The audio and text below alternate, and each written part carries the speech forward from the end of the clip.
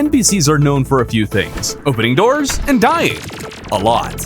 So what would happen if the moment one of these NPCs died, they were dead permanently? Well, you could just hide them away in a cave somewhere and only stop on by when you need to, just to be safe. Easy peasy, but that's not the situation I find myself in today, because my NPCs want to see the world and fight alongside me, making this one big escort mission. If every single NPC dies, then the run ends, but there are some NPCs who are much more important than others, like the guide. What if he dies pre-hard mode?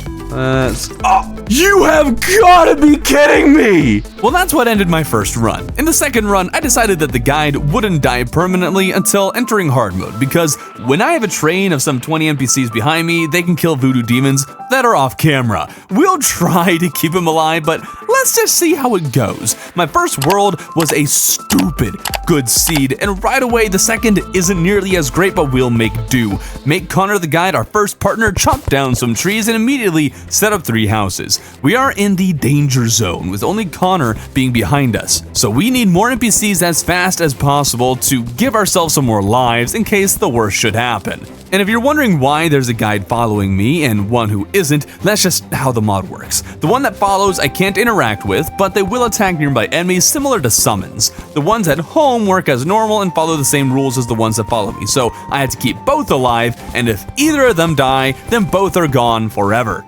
Get him, Connor. Thank you, Connor, you're the best. Oh, there's so many vultures. Get him, Connor, get him. Go on, get him. My hope is to find bombs as fast as I can and collect the, I believe, 25 silver needed to get the merchant to spawn. Those 2, I believe, are the easiest to get early game without also risking things like the goblin army spawning by breaking a shadow orb. Wait, do I have any way to, oh, I don't have a way of teleporting home. Let's run back home then. Good job, Connor. Good job. The run isn't looking promising already though, as there are no nearby caves. We finally found something that can bless us with treasure. No, we have not. Boomerang, spear, finch staff, all acquired from these living trees. With the boomerang, Connor and I tag team the enemies, with Connor keeping the skies clear while I keep the earth safe. With our finch staff helping, of course. I'm a little scared for our safety on the surface though, so we mine down into the tundra with hopes of acquiring a blizzard in a bottle and flurry boots. But first, a life crystal is found, allowing for the most important NPC of the run, the nurse, to spawn. Just like normal, the nurse heals the other NPCs, so not nearly as effective, but at least she does it. This isn't normally that big of a deal either, but with them in the heat of battle, she will be necessary for this run to ever reach completion. Merchant, Edmund! Yay! The nurse, yay! Not a single chest was found down here, and I can't spend days down here without getting the merchant and nurse to follow me. But at least we did find a teal mushroom, so the dye trader can arrive when we have housing made. All right, we have Edmund! Wasn't that the name of the one last time? Where's my guide? Hello? What happened to him? All right, we got Edmund, Connor, and Caitlin. Yay! I was going to mine an elevator, but wait, there are more NPCs that are just waiting to show up. Demolitionist, nice. Doglin, dye trader should move in too. We got a shroom. Be interested in it. I know you like shrooms, dye trader. All right, Dolgan. Oh, I can't actually undo it. Oh. Well, I guess I can't order them, it's the order I get them in. I commissioned this mod and, well, didn't do as much testing as I thought I did. Turns out I can't change the order of these guys, so whatever order they appear in is the order they'll follow us in. Dye trader, nice, alright. Got a solid team of 5. Philosopher, I don't know, Velociraptor. The next townsperson we could acquire pretty easily is the angler, so I started making my way to the ocean, but perhaps expectedly got distracted by the first cave I saw. Wait, no, we're on a mission, darn it. We're out of here. We're getting that angler. No distractions. I got a dungeon that has no just naturally open entrance. You have to start, wow. Oh, that's weird. I can make the old man follow me. Let's go. So if the old man dies, he won't respawn. You know, that's actually a good point. That would be a really big problem. I need to get rid of him. As funny as it is to have this old man, I hadn't fully thought through the consequences. I was always supposed to be able to remove NPCs at will and reorder them, but that's just not how things are working right now since I didn't do the testing I should have. So, hello, even greater challenge. We must now keep the defenseless old man alive until we're geared enough to kill Skeletron. If he dies, Skeletron is just gone. He's no longer an option, and we don't want that. With that problem created by my own lack of proper testing, we reach the ocean and find that it's not the one with the angler, meaning he's over on the jungle side, and I don't think that'd be safe. We also find another issue. Yep, all right, that resets my NPCs. That's good, a little obnoxious, but good. All right, we want you first. Oh, what the heck? Why is he so far out? Oh, I need to reload this. What?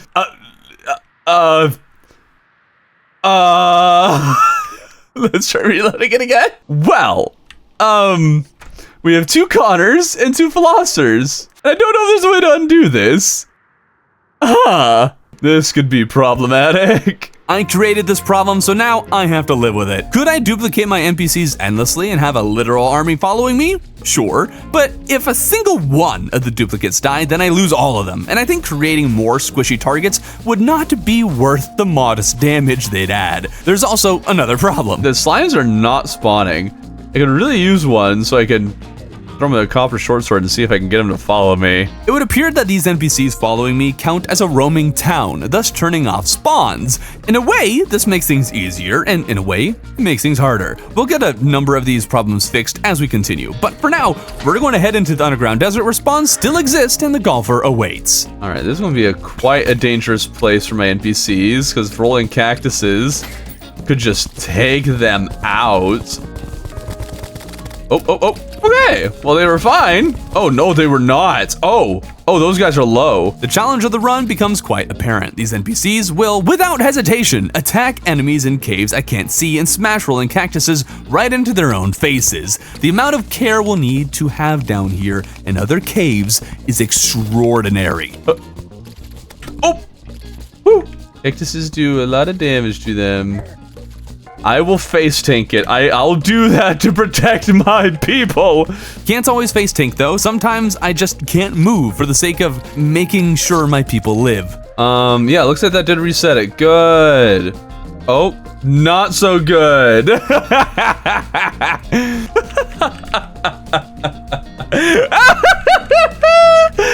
All right, we have an army.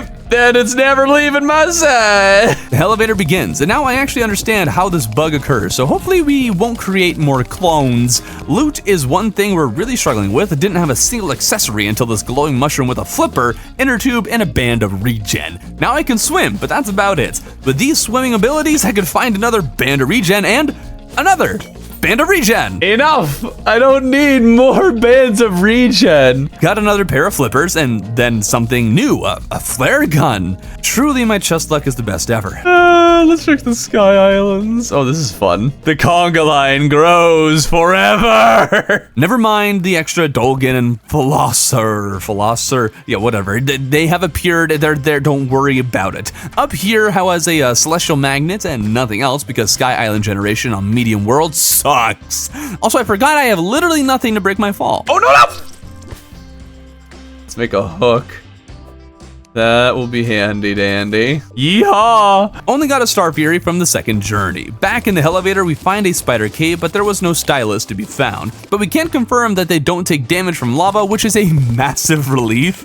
If they did take damage, oh, this would have been over so fast. All the mining gave me the platinum needed to obtain full platinum armor, and it occurs to me that if spawn rates are turned off, traversing the jungle all the way to the ocean, where the angler is, will actually be super easy.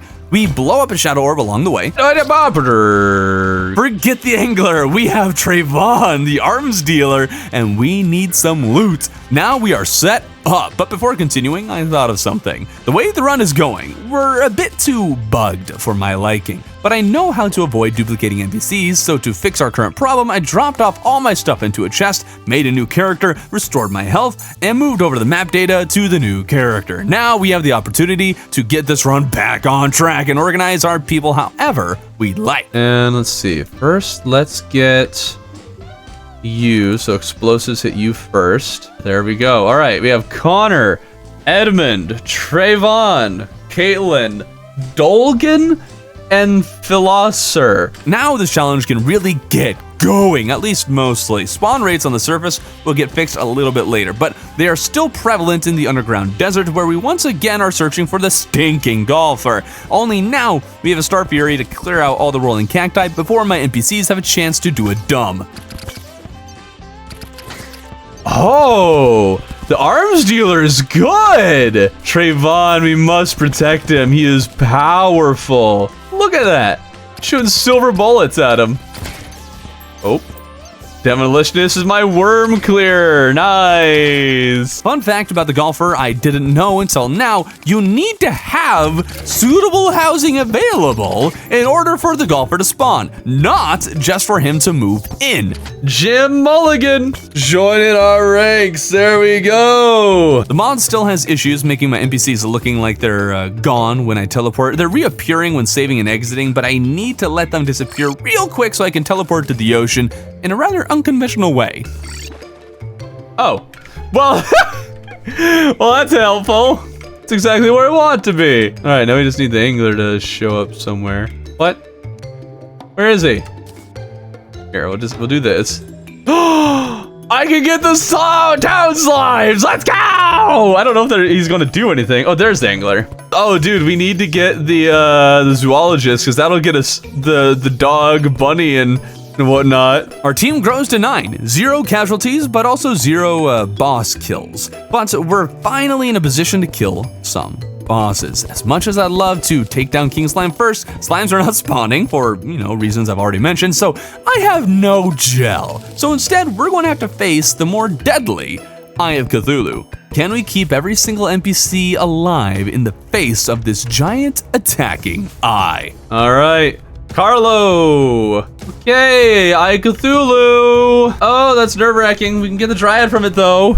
All right, this is our first major test. Remember that they will stay behind me if I'm swinging this. All right, we get so much extra damage from Trayvon. Oh, Trayvon is going to carry us through this. Oh, Carlo, actually from the rear, dishing out some solid damage. Caitlin keeping everyone nice and alive. I've forgotten the demolitionist's name again. Jim Mulligan, haven't seen him do anything. We all survived! Yay! All right. I built more housing in preparation for the Dryad to appear and mistakenly thought I could shimmer torches for wood and gel. So I sought out the shimmer, happened upon the boomstick along the way. An enchanted sword? What? Wait,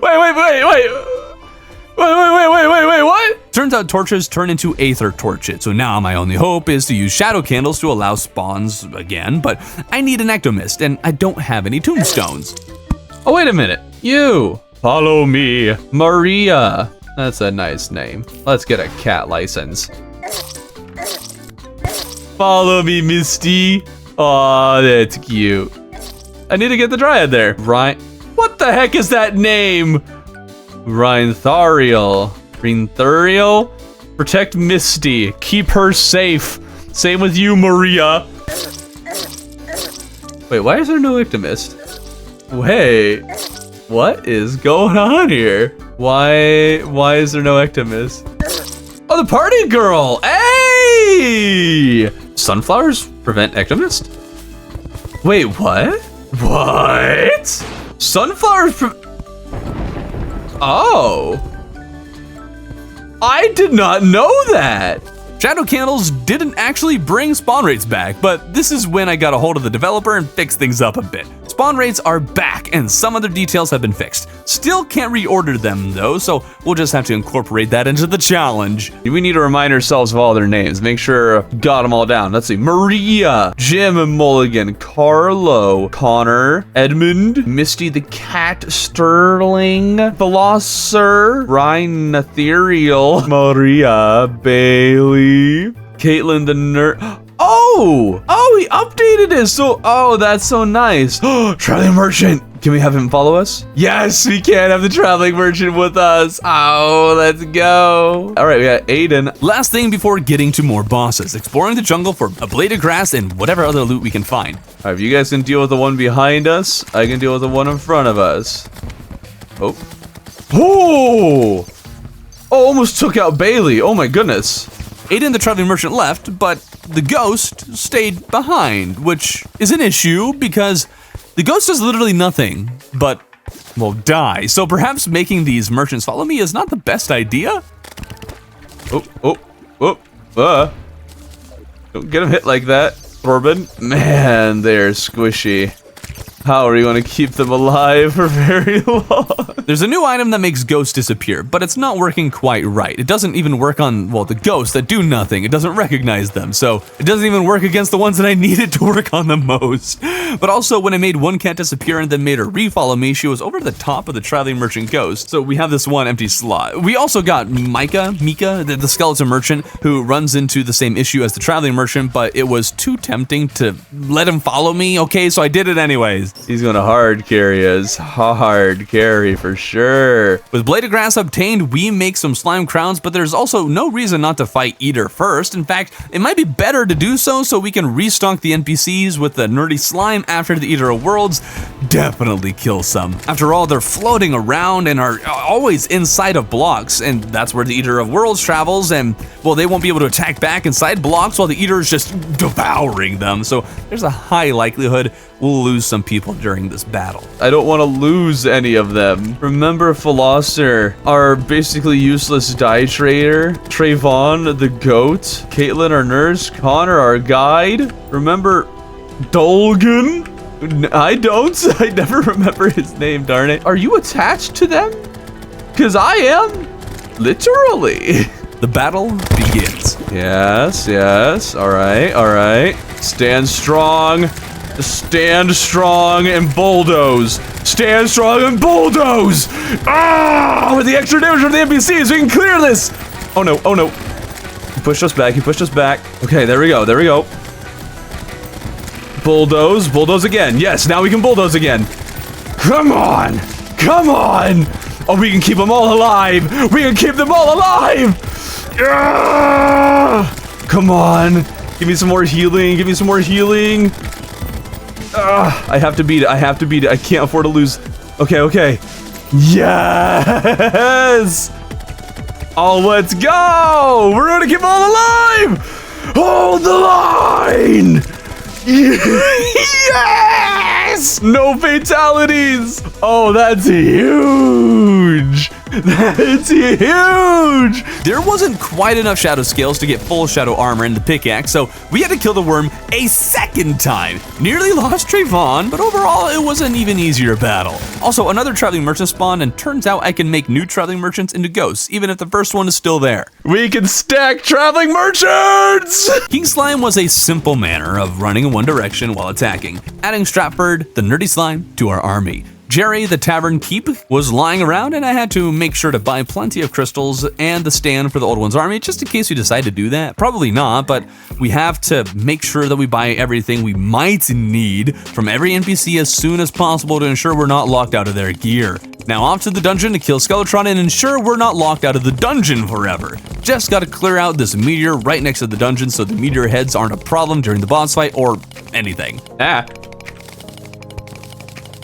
Oh, those guys do a lot of damage to my NPCs. Oh my goodness. I should mention something very important about Caitlin, our nurse. She can only heal when she has line of sight. So if there are blocks in between her and a wounded NPC, she can't heal them, making healing those in the back line orders of magnitude harder to keep alive when underground. There's also one problem with trying to take on Skeletron right now. I have not gotten the Goblin Army, and upgraded gear will be necessary to ensure my NPC's safety. Skeletron hands are likely to be a menace and could easily wipe out several of my friends, so I need all the mobility possible. A slime rain also happened while building the arena, and my army is strong enough to clear all the slimes that are falling from the sky, which should be fine, but King Slime got stuck in the corrupt caverns.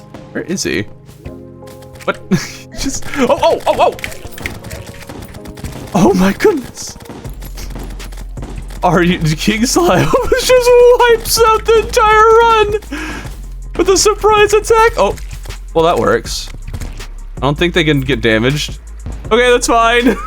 I am wrong, they very much can be damaged while floating there after I die, so I gotta keep that in mind. We collected a little tattered cloth before night fell, during which we started fishing. Before a blood moon happens, we need to upgrade our fishing equipment because there's this book called Advanced Combat Techniques that you can fish for during a blood moon that increases my NPC's defense by 6 and attack by 20%. It's nothing astronomical, but will go a long way to keeping them safer. We just gotta hope for a blood moon and that we have enough gear when one happens. Goblin Army happened the next morning because it always appears right as I start collecting tattered cloth. And with all those extra guns floating around me, the army was not an issue at all. Now to the Goblin Tinkerer. Oh, a nymph, actually, yeah, that'd be great. Thank you, Trayvon.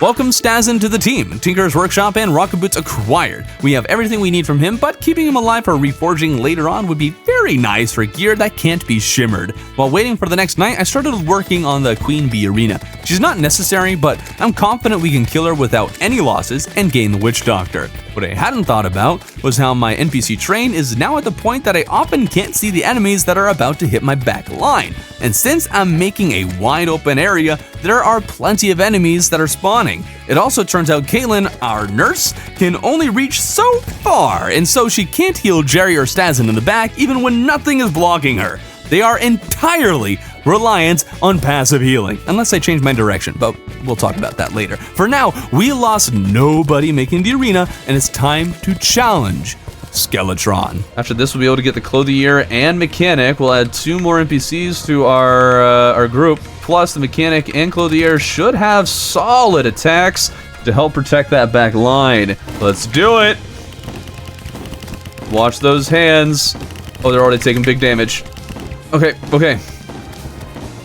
There we go. This is the time for Caitlin to heal our boyos. Switch. Okay. Oh man, we're already so close to losing some people. Just gotta hold them off for a while, not take any damage, let Caitlin do her job. Come on, NPCs, I need to do more damage for me. Oh! I assume his skulls, though, are also going to hurt my buddies. That's not good. Those are going to arc so much. Okay, we love this part. All right, get Carlo. Carlo's a very important guy. He's very strong. All right, be very conscious where you're shooting and when you're shooting. Bailey is low. Bailey is very low. Okay, good. Do the damage. Hit him hard. But I think we got this. We might be able to avoid all casualties. We got this. 0 casualties. Oh, let's go. The dungeon, the first place that has 2 enemies I cannot kill to protect my people. Spike balls and flame wheels have the unique potential to wipe out my village. Ooh, that does do a good bit of damage. All right, be very cognizant of the spiky balls. Oh, there's also going to be a really difficult place for Caitlin to do her job healing my guys. That's just the worst spot for this to be in. I can't get around without risking hitting them a lot. So I want to get through these caves here. There we go. That was big brain. There we go. I want to try and get the second chest so we can get the Muramasa right away. I almost forgot about them, but cursed skulls are also a big threat. Or you wander off and get yourself killed. Ghost up. I wanted to quickly buy wiring from the mechanic Corey before potentially losing her, but not 5 seconds after freeing her, she moved into the houses at spawn. This should at least keep her from dying immediately in the dungeon, so we're good. Or at least, that's what I thought, before a gaggle of cursed skulls attacked. You fools, I have an army with me! Oh man, what I would do for a blood moon. Is there any way to get a blood moon to appear without having already got one? Oh, shoot. Ooh. No! Oh, before I bought this, no! Oh, that means we get no wiring at all. We can't do any of it. Shoot! Our first fatality, the mechanic. Gone now forever, Corey was with us for only a short time and was put in the most precarious position, barely being on screen. If I had been just a little bit wiser, I could have gone back home and bought at least the cutters, the wire cutters, and a wrench. But now we are locked out of the game's wiring mechanic entirely. Thankfully, we found everything from the dungeon we wanted without losing another friend. We got the combat wrench from Gary. Now, the mod that allows them to follow me doesn't actually keep them from spawning. That's what cheat sheet down here is for, to turn off their spawns. But turns out it doesn't actually do that, but instead auto kills them once they do spawn. We'll have to set up some dead housing eventually.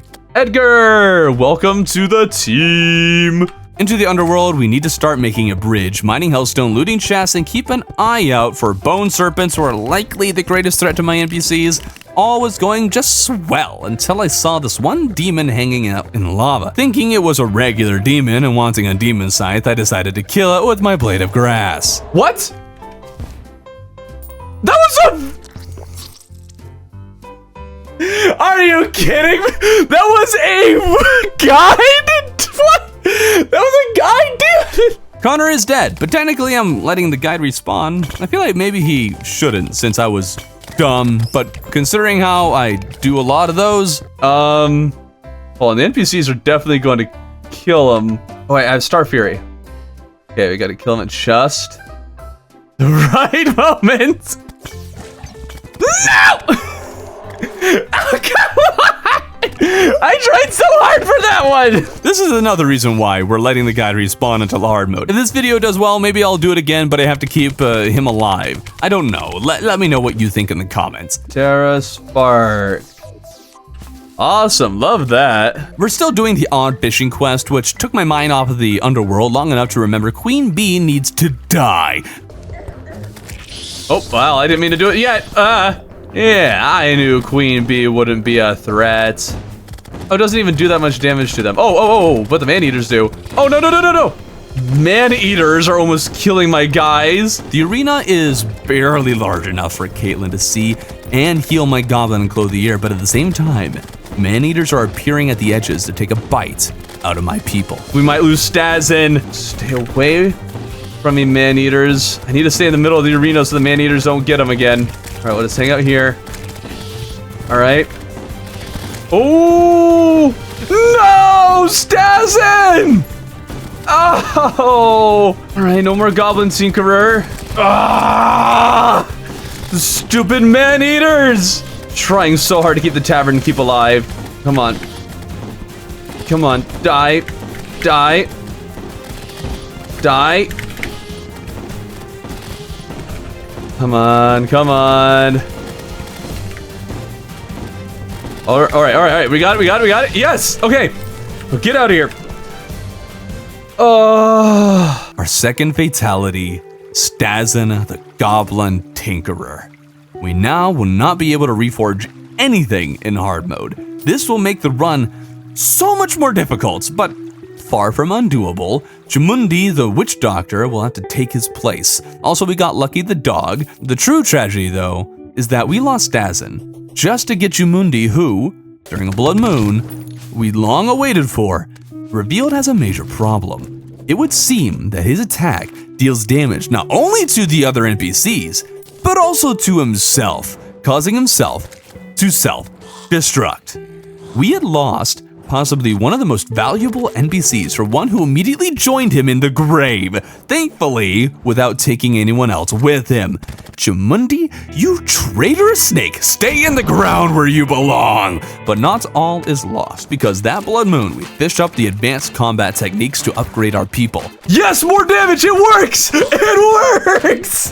Ah, yes! Oh, that's so good! That is so good! We also added Spinach, the cool slime, and Sapo, the surly slime. If we get one more book to upgrade them even more in hard mode, then they could very well survive some hits from the Destroyer. They could be survivors! Unfortunately, I totally forgot that Sapo was still hanging around the pool I was fishing in and was killed. At the very least, he was a town slime. He doesn't even have an attack, so it's no big loss. A short ways from spawn, we started our graveyard housing. These NPCs I'm not allowed to interact with, they're only here to signify who has died. If there is one thing we can be sure of, it's that, come hard mode, this graveyard will expand significantly. My only hope is that Volume 2 of the Combat Techniques book will give them the power to survive hard mode. The traveling merchant sold a Zappinator, so we made meteor armor to spam that thing with against the wall. But once we start hard mode, we'll switch to the molten armor, so we mined all the hellstone we could possibly need.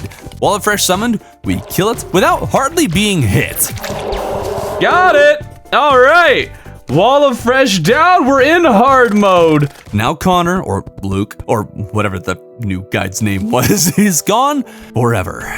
But this is a sacrifice we expected to make. Look at our crew. It's a solid crew. They're ready for hard mode. We venture off to find the new corruption in Hollow, as well as break demon altars, where we learn what challenge lies ahead of us. Ooh! Okay. That nearly killed them. And that wasn't much. That's not good. Oh, Kobold right there, nice. And I didn't get a molten pickaxes, I'm very smart. Oh. Whew! Okay! Oh, remember how earlier I said that Caitlin the nurse couldn't heal the back line because they were too far away unless I, turned around? Well, when I turn, they happen to move into a range, apparently, so spamming the side-to-side keys allows me to heal the back line when I have to, so if you see me doing that, that's why. The Hollow, much to my displeasure, spawned entirely over the jungle, meaning I don't actually have a surface Hollow proper. I also shouldn't be in the jungle right now. Tortoises will absolutely clear all of my people. Although a surface Hollow isn't necessary, I think it's good to have one, so we made our own real quick before heading into the caves to mine hard mode ores. Despite knowing the dangers, farming spider fangs could be good to get some of the, spider minions. Black recluses could definitely sweep my NPCs. Wait, Web Stylist is nearby. Where is she? Oh, this way? Oh, did she disappear? Oh, she was here for like 5 seconds. Oh, that's so lame. Not quite enough, I don't think. Oh. Get out. Like I said, the Black Recluses can destroy my people. I was only able to break 3 demon altars before, so breaking more is very much necessary. It's just really difficult to break a bunch of them since they spawn in wraiths that pose a massive threat to my NPCs. Just barely, we keep them all alive. Now we can mine our more hard mode ores, but there are so many dangers in these dark caves. Oh no! No! What killed? Oh, a stupid fish! Angler and Dryad, they were both. Oh! Why can't my useless NPCs die? Why is it always the good one? Oh, wait a minute. Oh. We lost Bailey, right? Bailey and Rentherial. Dang it. And it begins. No, it doesn't. It does not. No! The dog! Oh, and the clothier too! At least the dog wasn't very helpful, but the clothier though! No! Why are the 2 cats alive? Rentherial, the Dryad, Bailey, the party girl, Lucky, the dog, and Edgear, the clothier. We lost 4 in one fell swoop. Our chances are not looking good, but everything is about to change because we've found Ardoon the Wizard. We can now shimmer one of his tomes into Volume 2 of the Advanced Combat Techniques, which will hopefully prepare our NPCs for hard mode. We're cooking now, baby. Unfortunately, this was not the game changer I'd hoped for. Oh my goodness, that almost killed a couple of them already. Just going past at a breakneck. How did that book do nothing for us? What I didn't realize was that this book just doubles the effects of the first book, only adding 6 more defense to the NPCs, meaning that they're going to remain squishy. For the rest of hard mode, getting past the mechs will be a miracle, but Moonlord is the final target. Without a second thought, I return to the spider cave hunting for fangs. No spider fangs. Oh, that's so lame. Okay. No! No! Oh, you gotta be kidding! It spawned on my people! Misty the cat, Stratford the nerdy slime, and Powerhouse Carlo the painter. Also Billy the angler, all lost with a snap of a finger. I mean, once the nurse perishes, we are toast. Till then, there's still a chance. A slim one, but a chance. The only ray of hope we can cling to is that the fewer NPCs who are in the line, the less likely they are to die, as it's much easier to protect them. But the problem is that I can't protect my people from threats on the inside, and Ardoon has been meticulously biding his time for his moment to strike. Oh! What the heck? What was that? Wait! Is that Ardoon?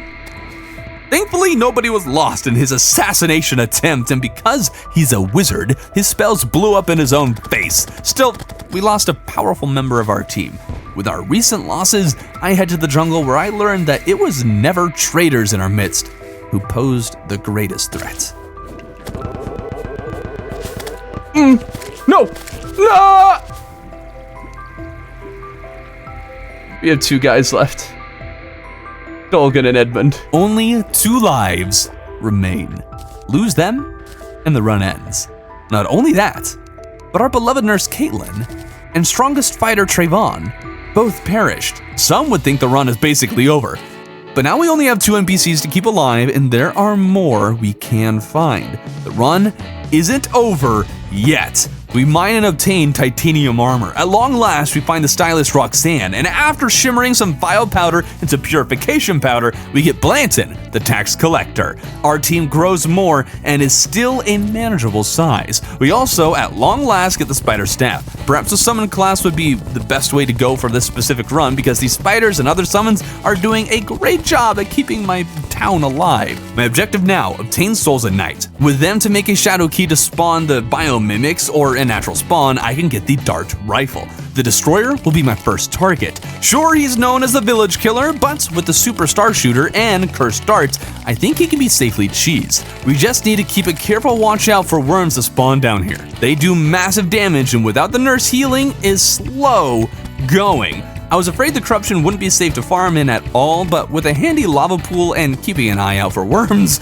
we are good to farm. We have enough souls to make 1 shadow key and summon a corrupt mimic. One of these could easily wipe out Edmund, Dolgan, Roxanne, or Blanton in a second. But playing carefully, we can keep them safe. We just also need to keep an eye out for the other enemies spawning at the same time. No dart rifle drop, but we did get the Clinger Staff, with which we could kill a single ice golem before the blizzard ended. No ice feather, sadly. With some luck, we got a natural biomimic to spawn, but it dropped the hook. During the battle, Blanton got hit and almost killed, but he's clinging on to life, just like I'm clinging on to this run. Another mimic dropped the chain guillotine, a good weapon, but apparently there's a split second in between its attacks where my character will change directions, and if I'm attacking in the opposite direction I'm moving, then my NPCs will kind of bounce back and forth in front and behind me, making this a very dangerous weapon to use. We really need that dart rifle, so we need to fight these mimics more, and with so many battles, a mistake was inevitable. Oh no, Roxanne! A putrid scent dropped. Everything we don't need has now dropped. With trepidation, we head to the skies. 20 souls of flight are needed. After all, mobility is of the utmost importance, and either we get wings or fish in the sky islands for a bundle of balloons, and somehow, I think killing 2 wyverns will be faster and perhaps even safer. At the same time, this could be the greatest test of the run. Oh, wyvern. Okay, be extra careful. Oh! Okay. No more chain guillotine. It's too risky! Oh! That was a bad dodge. That was such a bad dodge, but it worked. No! Edmund and Blanton! It's just you, Dolgan. It's just you. Come on, Dolgan. Hang in there, buddy. Hang in there. No! Oh, we have to get the truffle so we can give him some backup. Okay, we got him. Good job. Way to finish him, Dolgan. We need to kill 1 more wyvern to obtain wings. That's it. The only NPCs I know we can still add to our number are the truffle and that 1 slime you can get from the skies. We'll have to wait a while for the glowing mushroom to spread, and I should have done just that, but I figured we should go into space to find the slime right away. Play it safe. Play it so safe. Oh no! That's not so safe. That's not so safe, Thorben. Okay, good. No!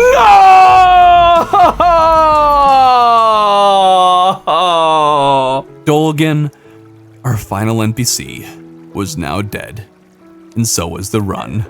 We didn't even get to a single hard mode boss, and considering how squishy our people were, beating Moonlord was never actually an option. It'd take a miracle to win this thing. Or just some changes to the mod. Since I paid for its development, I asked the developer to make some changes to make this whole challenge much more possible. So if you'd like to take it on yourself, you'd probably fare much better than I did. And if you'd like to see me give this another go with these changes, like the video. If it gets to 10,000, then I'll try it again. In the meantime, you should check out this video where me and 4 other content creators tried beating the game while we all shared 1 life.